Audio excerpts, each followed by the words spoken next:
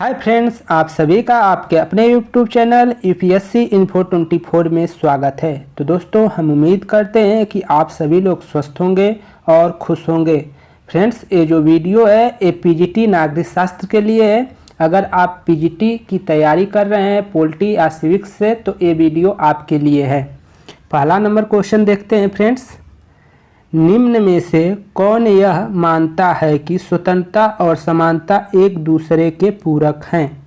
Option 1 देखिए, D टाक you will. Option 2 है एफ ए हाइक। ऑप्शन 3 है आर एच टानी। ऑप्शन 4 है आई बर्नी। तो आई बर्लिन। तो कौन हो जाएगा दोस्तों? आंसर तीसरा सही है, आर एच टानी। व्याख्या देखिए फ्रेंड्स। व्याख्या है, आर एच टानी एक अंग्रेजी आर्थिक इतिहासकार थे। इनके अनुसार स्वतंत्रता और समानता एक दूसरे के पूरक हैं। ये फेबियन समाजवाद के क्या हैं? समर्थक हैं। तो स्वतंत्रता और समानता एक दूसरे के पूरक है, इसको किसने माना है? तो आर एच टानी एक आर्थिक इतिहासकार है, इन्होंने माना है। ये क्या है? फेबियन समाजवाद के समर्थक भी हैं। आगे देखिए, जिला और सत्र न्यायाधीश किसके सीधे नियंत्रण में कार्य करते हैं? ऑप्शन 1 है जिला अधिकारी के नियंत्रण में। ऑप्शन 2 है राज्य का उच्च न्यायालय के नियंत्रण में। ऑप्शन 3 है राज्य का वित्त मंत्री के नियंत्रण में। और ऑप्शन 4 है राज्य का राज्यपाल के नियंत्रण में।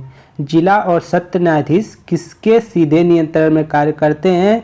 आपका आंसर हो जाएगा 2, राज्य का उच्च न्यायालय के नियंत्रण में। यहाँ व्याख्या देख लीजिए।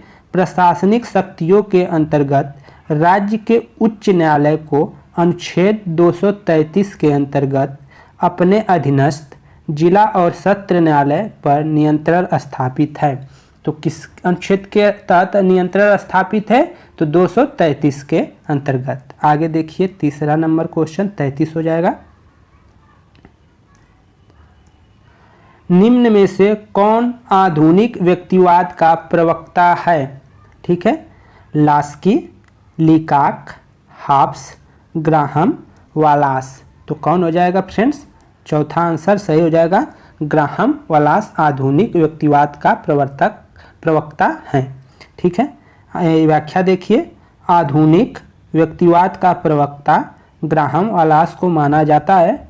आधुनिक व्यक्तिवाद समुदाय को समाज की इकाई मानता है। आधुनिक व्यक्तिवाद समुदाय को समाज की इकाई मानता है और व्यक्ति की स्वतंत्रता को समुदायों के द्वारा प्रतिपादित करता है। और व्यक्ति की स्वतंत्रता को समुदायों के द्वारा प्रतिपादित करता है। आधुनिक व्यक्तिवाद के प्रवर्तक में नोरमन इंजिल का नाम उल्लेखनीय है। नोरमन इंजिल का नाम क्या है? उल्लेखनीय है। इन्होंने राज्य को समुदायों का एक समुदाय मात्र ही समझना उचित माना है। आगे देखिए, 34 नंबर क्वेश्चन। किसने कहा यूनान ने एकता विहीन लोकतंत्र विकसित किया? रोम ने लोकतंत्र विहीन एकता कायम किया। किसने कहा यूनान ने एकता विहीन लोकतंत्र विकसित किया? रोम ने लोकतंत्र विहीन एकता कायम किया। एक किसका कथन है? गार्नर का, विलोवी का, अरस्तु का, गेटले का। कौन सा आंसर सही हो जाएगा फ्रेंड्स? तो आंसर 4 सही है, गेटले। गेटले का यह कथन है। देख लीजिए व्याख्या। आरजी गेटले के अनुसार यूनान ने एकता विहीन लोकतंत्र विकसित किया। रोम ने लोकतंत्र विहीन एकता कायम किया। आरजी गेटले एक अमेरिकी राजनीतिक चिंतक एवं प्रोफेसर थे। आगे देखिए, 35 नंबर क्वेश्चन। किसने कहा कि आधुनिक सभ्यता 4 दिन की चांदनी है? किसने कहा आधुनिक सभ्यता 4 दिन की चांदनी है? ऑप्शन 1 है विवेकानंद। टैगोर, गांधी जी, अरविंद घोष। किसने कहा है फ्रेंड्स? तो आंसर गांधी जी हो जाएंगे। 4 दिन की चांदनी आधुनिकता आधुनिक सभ्यता को किसने माना था? गांधी जी ने। गांधी जी का ये व्याख्या देखिए क्या था इनका दृष्टिकोण।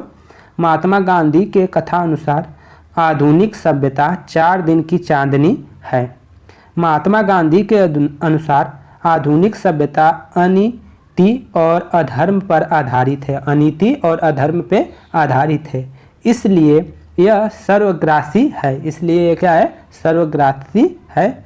गांधी ने वर्तमान सभ्यता को चिंताजनक बताया था।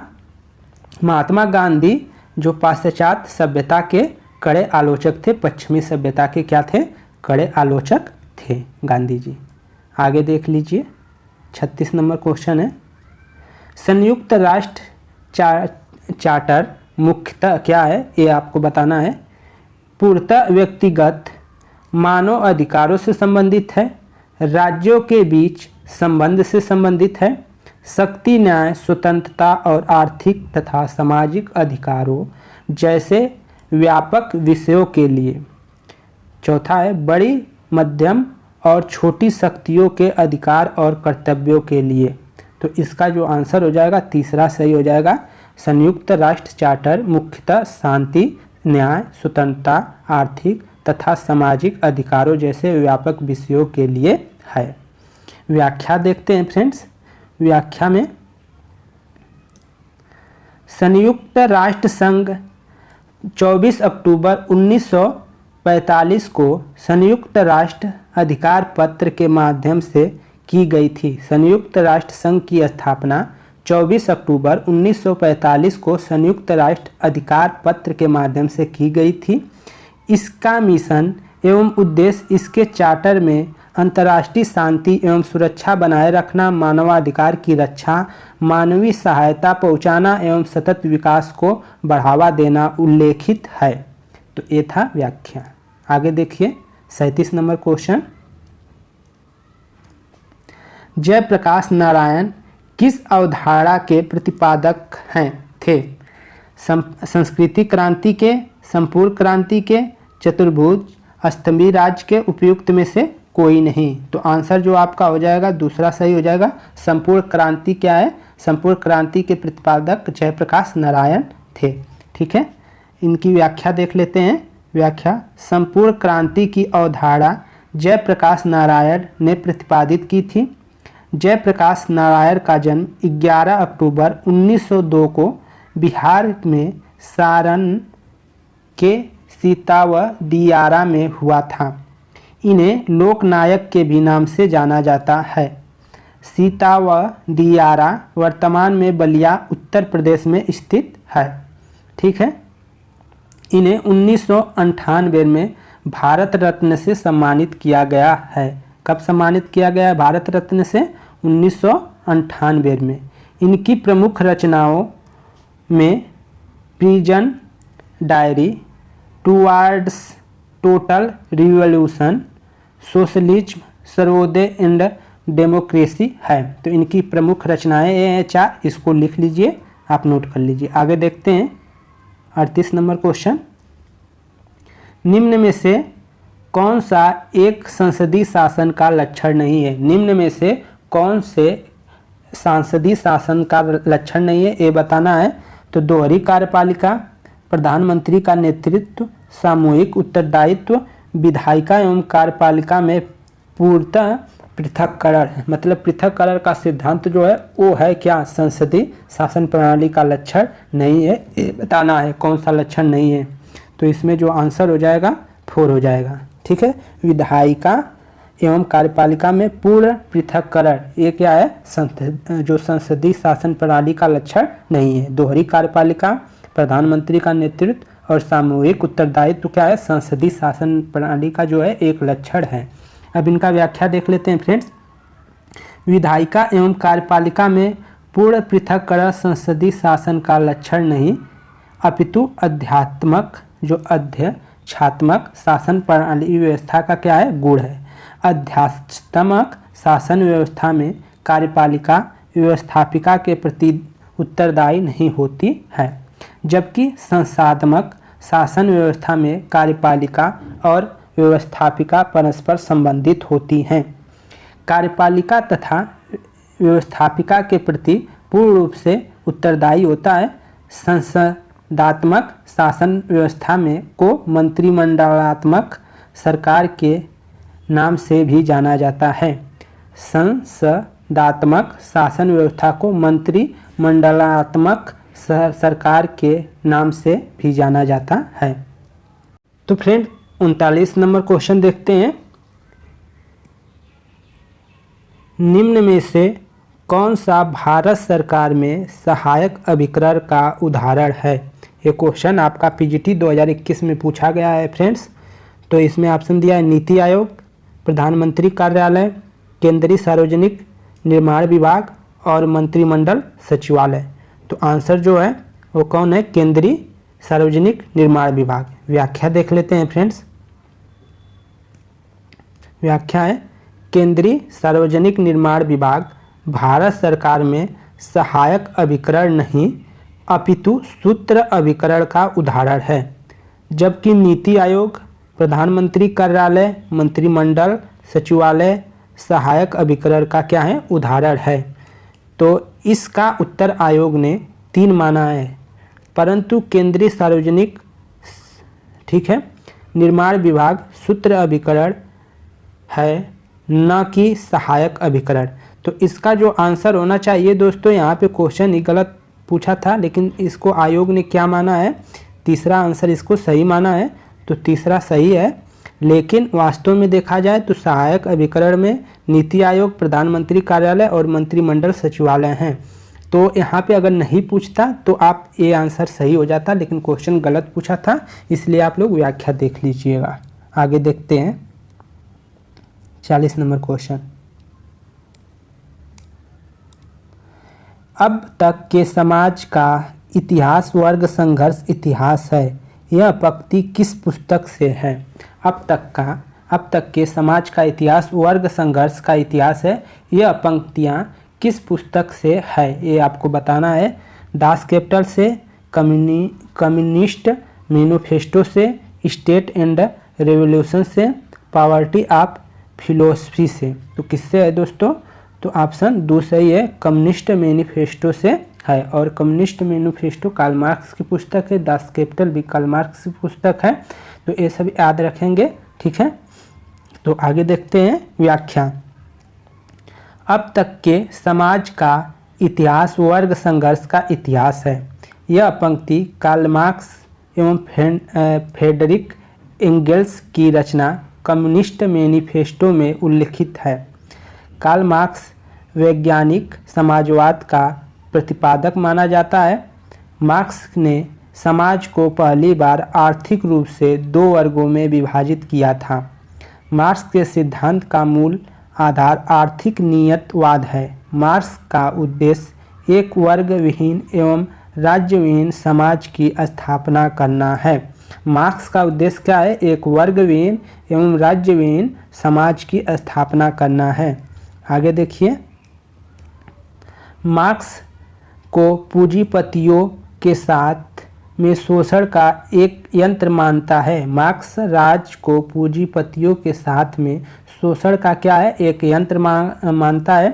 कार्ल मार्क्स की प्रमुख रचनाओं में communist manifesto, Das Kapital, elements, the civil war in France, critical of growth programme, the poverty of philosophy, value, price and profit आदि शामिल है। इनकी रचनाओं को आप जरूर नोट कर लें। कौन कौन सी है? Communist manifesto, Das Kapital, elements, the civil war in France, critical of growth programme, the poverty of philosophy, value, price and profit आदि शामिल है। तो कई पुस्तकें हैं फ्रेंड्स, यहाँ से आप नोट कर लीजिए। आगे देखिए, न्यायिक पुनर्लोकन अवधारणा की उत्पत्ति किस देश से हुई है? ये हल्का क्वेश्चन है, इसका आंसर आप सभी लोग जानते हैं, संयुक्त राज्य अमेरिका से। ठीक है, व्याख्या देख लेते हैं। न्यायिक पुनर्लोकन की अवधारणा की उत्पत्ति संयुक्त राज्य अमेरिका से हुई है। न्यायिक पुनरावलोकन से अभिप्राय न्यायालय द्वारा अपने ही निर्णय किसी निर्णय की समीक्षा करने से है। न्यायिक पुनरावलोकन, अपने न्याय को पुनः वो अवलोकन करते हैं, अपने को जांचते हैं। ठीक है। भारत के संदर्भ में संसद द्वारा बनाई गई किसी विधि को या अनुच्छेद 145 के अधीन बनाए गए नियम के उपबंधों के अधीन रहते हुए उच्चतम न्यायालय को अपने द्वारा सुनाए गए निर्णय या दिए गए आदेश का पुनर्विलोकन की शक्ति क्या है? प्राप्त है। न्यायिक पुनर्विलोकन उन राष्ट्रों में अत्यधिक महत्वपूर्ण होता है जहां स्वतंत्र और निष्पक्ष न्यायपालिका व लिखित संविधान हो है। ठीक है। इसके बाद है संयुक्त राष्ट्र में न्यायिक पुनर्विलोकन का आरंभ 1803 में मारबरी बनाम मेडिसिन मुद्दे में माना जाता है। मारबरी बनाम मेडिसिन मुद्दे में माना जाता है जहां मुख्य न्यायाधीश मार्शल द्वारा न्यायिक पुनर्विलोकन को परिभाषित कर प्रतिपादित किया। न्यायाधीश मार्शल के अनुसार न्यायिक पुनर्विलोकन न्यायालय की ऐसी शक्ति है जिसके अंतर्गत न्यायालय किसी कानून अथवा सरकारी कार्य को न्यायालय असंवैधानिक घोषित करने का अधिकार रखती है, जिससे वह देश की मूल विधि या संविधान के विरुद्ध समझती है। ठीक है। जिसे वह देश की मूल विधि या संविधान के विरुद्ध समझती है, उसको क्या कर सकता है? न्यायालय असंवैधानिक घोषित कर सकता है। भारतीय संविधान में न्यायिक पुनर्विलोकन की शक्ति को संयुक्त राज्य अमेरिका से प्रावधानित किया गया है मतलब लिया गया है। आगे देखिए 42 नंबर क्वेश्चन है। एक कठोर संविधान वह है कौन सा होता है कठोर संविधान? जिसे संशोधित न किया जा सके, जिसे आंशिक रूप से संशोधित किया जा सके, जिसे सामान्य विधि निर्माण प्रक्रिया की विधि से भिन्न विधि से संशोधित किया जा सके। इनमें से कोई नहीं। तो आंसर आपका तीसरा सही हो जाएगा। जिस सामान्य विधि निर्माण प्रक्रिया की विधि से भिन्न विधि से संशोधित किया जा सके। ठीक है। उसे क्या कहते हैं? कठोर संविधान कहते हैं। व्याख्या देख लीजिए, आपको समझ में आ जाएगा। व्याख्या में एक कठोर संविधान वह है जिसे विधि निर्माण की सामान्य प्रक्रिया से संशोधित नहीं किया जा सकता। ठीक है। एक कठोर संविधान वह है जिसे विधि निर्माण की सामान्य प्रक्रिया से संशोधित नहीं किया जा सकता। कठोर संविधान साधारणतः विधि निर्माण प्रक्रिया की विधि से भिन्न विधि से संशोधित किया जाता है। इसके लिए एक विशेष प्रक्रिया का अनुसरण किया जाता है। अमेरिका का संविधान कठोर संविधान का एक उदाहरण है और हमारा जो संविधान है, भारत का जो संविधान है, वो कठोर एवं लचीला है। हमारे संविधान की विशेषता है। आगे देखिए 43 नंबर क्वेश्चन। कानून समस्त वासनाओं से रहित विवेक है। कानून समस्त वासनाओं से रहित विवेक है। यह ईश्वर तथा विवेक की विशुद्ध वाणी है। यह परिभाषा किसने दी है? यह परिभाषा किसने दी है? अरस्तु, सेंट थॉमस एक्विनास, मॉन्टेस्क्यू, उपयुक्त में से कोई नहीं। तो इस किसने दिया है? अरस्तु ने। अरस्तु ने क्या कहा है कि कानून समस्त वासनाओं से रहित विवेक है। यह ईश्वर तथा विवेक की विशुद्ध वाणी है। यह परिभाषा अरस्तु के अनुसार दिया गया है। दोस्तों व्याख्या देखते हैं फ्रेंड्स। व्याख्या में है अरस्तु के अनुसार कानून के शासन में मनमानी तत्व का अभाव रहता है। अरस्तु कानून को वासनाओं से अप्रभावित विवेक मानता है और इस आधार पर यह प्रतिपादित करता है कि विधि का शासन किसी व्यक्ति के शासन की अपेक्षा क्या है? श्रेष्ठकर है। तो एक कथन किसका हो गया? विधि का शासन किसी व्यक्ति के शासन की अपेक्षा क्या है? श्रेष्ठकर है। यह कथन अरस्तु का है। अरस्तु विधि को विवेक का ही दूसरा रूप मानता है। अरस्तु विधि को विवेक का ही दूसरा रूप मानता है। यहाँ से ये वाक्य नोट कर लीजिएगा। यहाँ पे मिलान करना है, सूची 1 को सूची 2 से क्या करना है, सुमेलित करना है। तो इसमें देख लीजिए कौन कौन सा किससे है, ये आप देख लीजिए। वैज्ञानिक समाजवाद पहला हो जाएगा कार्ल मार्क्स, ठीक है। सी का क्या हो जाएगा, कार्ल मार्क्स से हो जाएगा, आप यहाँ से मिलान कर सकते हैं। इसके बाद आपका पहला जो हो जाएगा यूटोपियन समाजवाद, यूटोपियन समाजवाद सेंट साइमन से हो गया। अब देख लीजिए फेबियन समाजवाद, आगे हमने बता चुके थे कि किससे है फेबियन समाजवाद का संबंध आपका, ठीक है। दूसरा का 3 से हो जाएगा सिडनी वेब से, फेबियन समाज का संबंध किससे है, सिडनी वेब से। और इसके बाद बचा श्रेणी समाजवाद, तो श्रेणी समाजवाद का दूसरा हो जाएगा श्रेणी समाजवाद, GDH कोल है। श्रेणी समाजवाद किससे संबंधित है, GDH कोल। तो यहाँ पे अब मिलान करिए, ए का चौथा, तो यहाँ पे आपका आंसर हो जाएगा 4, ये 4 आंसर सही है। आगे देखिए 45 नंबर क्वेश्चन है फ्रेंड्स, भारत के गवर्नर जनरल के पद की व्यवस्था का प्राविधान सर्वप्रथम किस संविधान द्वारा लागू किया गया था, किसके द्वारा लागू किया गया था ये बताना है आपको, ठीक है। तो इसमें डाट दिया गया है, रेगुलेटिंग एक्ट 1773 के द्वारा, चार्टर एक्ट 1833, चार्टर एक्ट 1853 या 1858 के एक्ट के द्वारा। तो भारत के गवर्नर जनरल के पद की व्यवस्था का प्राविधान सर्वप्रथम द्वारा किया गया था, किसके द्वारा किया गया था, तो आंसर हो जाएगा 1833 चार्टर एक्ट के द्वारा भारत के गवर्नर जनरल पद का सर्वप्रथम क्या किया गया था, प्राविधान किया गया था। व्याख्या देखिए फ्रेंड्स, व्याख्या है 1833 चार्टर एक्ट पर इंग्लैंड की औद्योगिक क्रांति, उदारवादी नीतियों का क्रियान्वयन तथा लेसेज फेयर सिद्धांत की छवि है। लेसेज फेयर सिद्धांत की क्या है, छवि है। इसी चार्टर में सर्वप्रथम बंगाल के गवर्नर जनरल को पूरे भारत का गवर्नर जनरल बनाए जाने की बात कही गई थी। 1833 के चार्टर एक्ट के द्वारा कानून बनाने के लिए गवर्नर जनरल की परिषद में एक कानूनी सदस्य चौथे सदस्य के रूप में सम्मिलित कर लिया गया। आगे देखिए 46 नंबर क्वेश्चन है, सूची 1 को सूची 2 से सुमेलित करना है और कूट की सहायता से आंसर देना है आपका, ठीक है। तो इसमें देख रहे हैं पहला वाला सही है, यहाँ से हम पहला वाला सही है, तो पहले का क्या है, ए का तीसरा है फ्रेंड्स, तो ए का आप तीसरा मिला लीजिए, ठीक है। आपका बी का पहला सही है, बी से पहला कर लीजिए।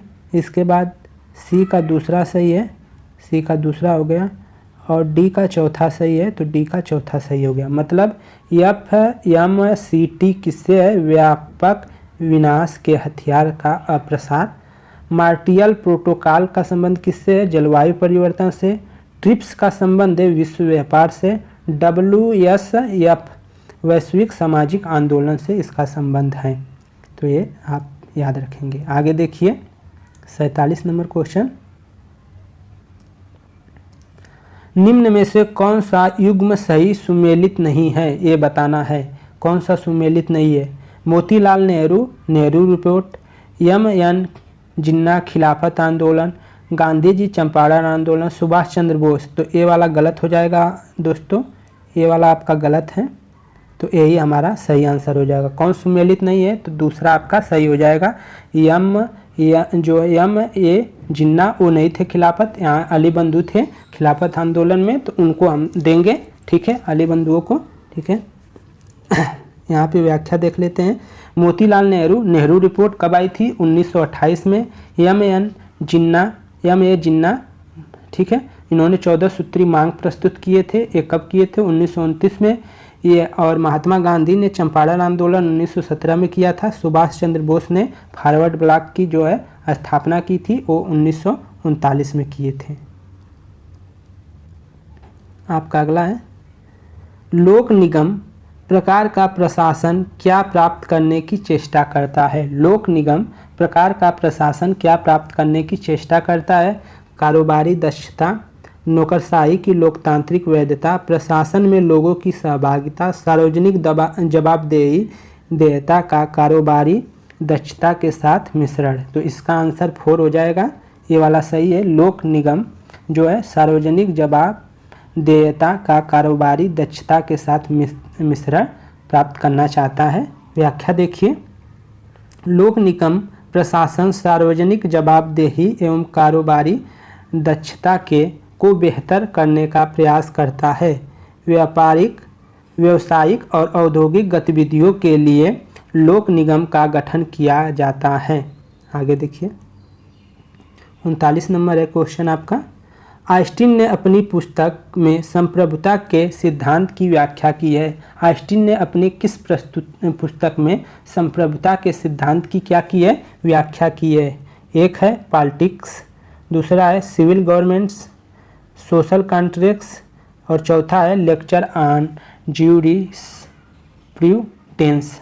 लेक्चर ऑन ज्यूरिस्प्रूडेंस तो किसमें की है? लेक्चर ऑन ज्यूरिस्प्रूडेंस में इन्होंने क्या की है? समरूपता सिद्धांत की व्याख्या की है। व्याख्या देखिए, जॉन ऑस्टिन इंग्लैंड के प्रसिद्ध विधि शास्त्री थे। उन्होंने 1832 में प्रकाशित पुस्तक लेक्चर ऑन ज्यूरिस्प्रूडेंस संप्रभुता के सिद्धांत को क्या किया? प्रतिपादित किया था। ऑस्टिन के संप्रभुता का सिद्धांत मुख्य रूप से कानून की प्रकृति पर उनके विचार निर्भर करता है। ऑस्टिन के अनुसार राज्य का कानून एक आदेश है। राज्य का कानून एक आदेश है। किसका कथन है? जॉन ऑस्टिन का। आखिरी क्वेश्चन है फ्रेंड्स,